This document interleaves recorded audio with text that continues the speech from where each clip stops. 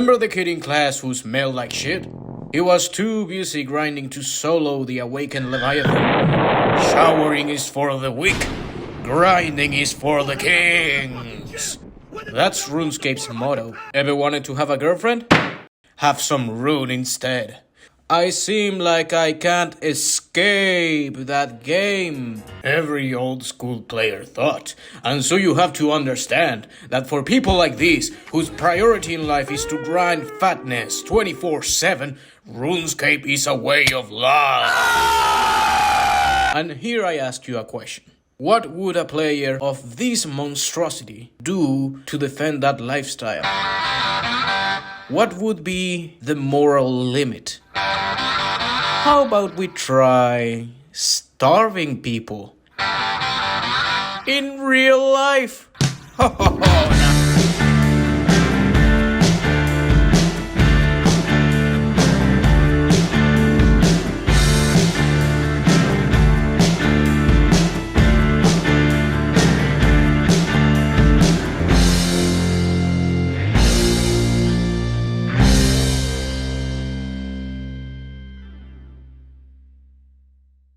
September 2017, Caracas, Venezuela. Young accountant here, Mr. Martinez, decides to quit his job after the inflation of the Bolivar had made his salary be worth less than $4 a month. On his way home, though, he spots something funny out of the corner of his eye. His neighbor was gaming. We'll call his neighbor Mr. Jesus. Mr. Jesus here introduced to Martinez the incredible world of RuneScape farming. Like a good master, he teach Martinez the way of the rune. And by the end of the month, with all the teachings Jesus gave to Martinez, he ended up making a whopping $450 by farming gold on RuneScape. That's 112 times the minimum salary of Venezuela at the time.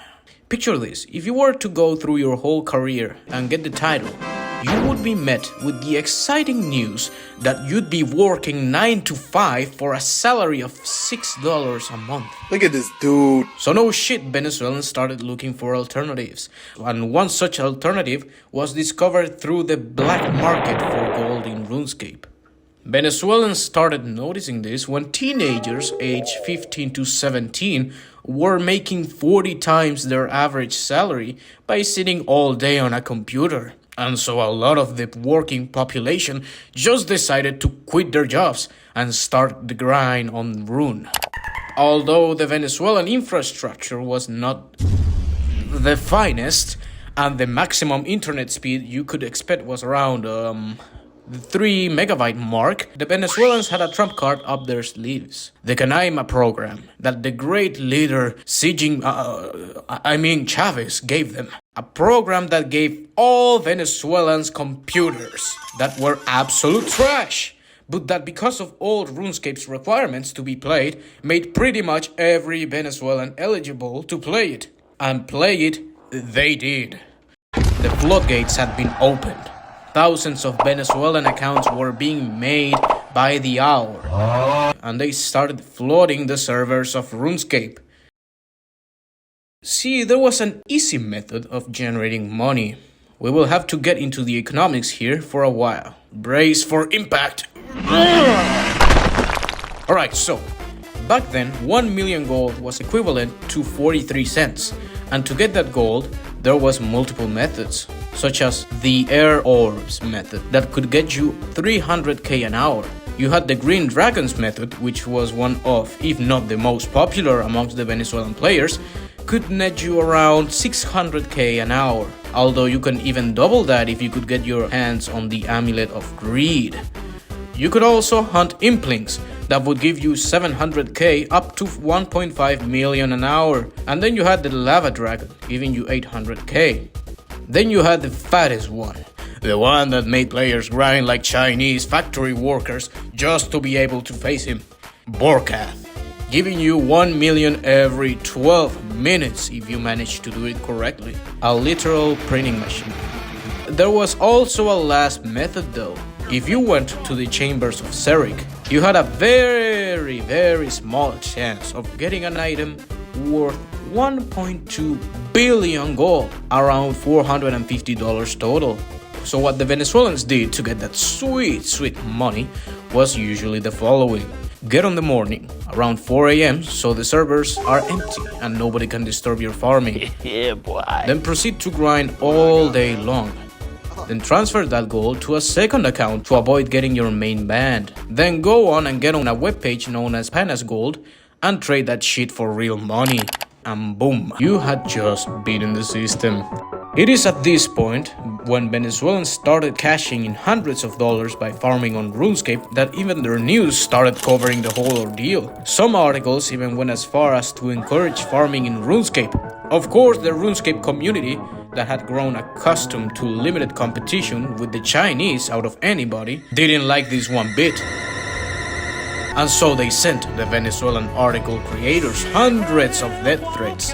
And see, there was a problem here. In RuneScape, to farm the green dragons, which were the most commonly used method to gain gold by Venezuelans, you had to traverse the wastelands, which, unlike several spots in RuneScape, is an entirely PvP zone.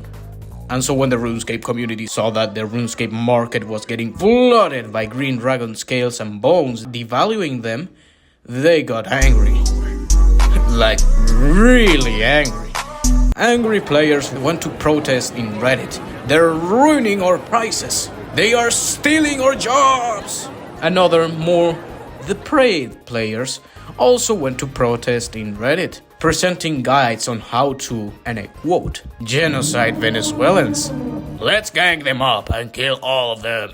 And so they did. The RuneScape community gathered around and started the hunt for Venezuelans. Some did it because they actually believed that Venezuelans were ruining the economy, and others did it merely for the thrill of the hunt.